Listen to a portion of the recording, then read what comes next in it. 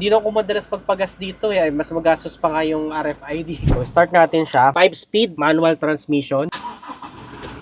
Yan. So, ito lang yung points for improvement ko sa kanya. Dito lang may sun visor.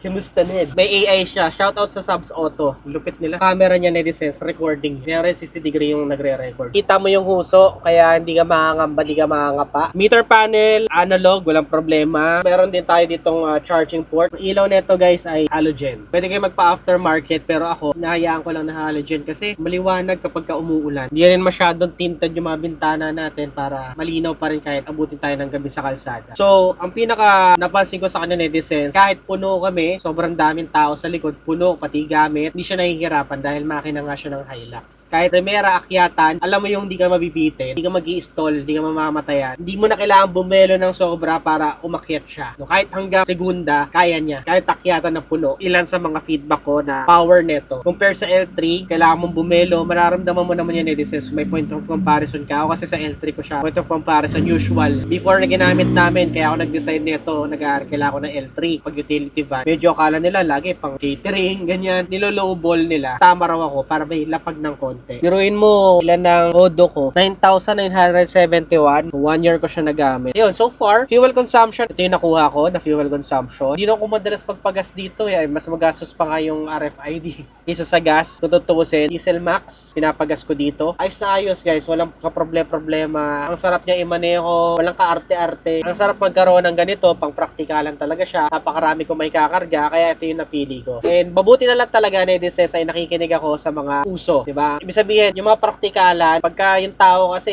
pumanig sila doon, ibig sabihin may ibubuga talaga eh. Ito, nakasakay ako sa bandwagon, nakasakay ako sa recommendation ng karamihan. Pansinin ninyo, sureball ako kung bumili ng sasakyan. Civic, di ba? Kilala, household name. Hilux, household name sa mga pick-up. Utility van naman to sa akin. So far, so good. Wala akong reklamo. At ito yung mga sasakyan na tatagal talaga ng 20 years. Di ba? Yung mga ganong klase. Basta tama yung maintenance. Maintenance nito, parang every 6 months kasa maintained. Wala naman, di naman din ganong kagastos. Basta mag-budget ka ng around 10,000. Depende kung anong babaguhin nila dyan. Hindi naman naaabot ng ganon palagi. Minsan, mura lang. So, ano pa mga katanungan dito sa Tamaro FX ko na si Apa? Comment nyo lang dyan sa baba, Nedisense. Ano pang mga ibang sasakyan na gusto i-review natin this 2026. Happy New Year sa inyo lahat, Nedisense. Give this video a heart. Follow this page for more. Again, this is Adriano. Always keep it cool. Ride safe always.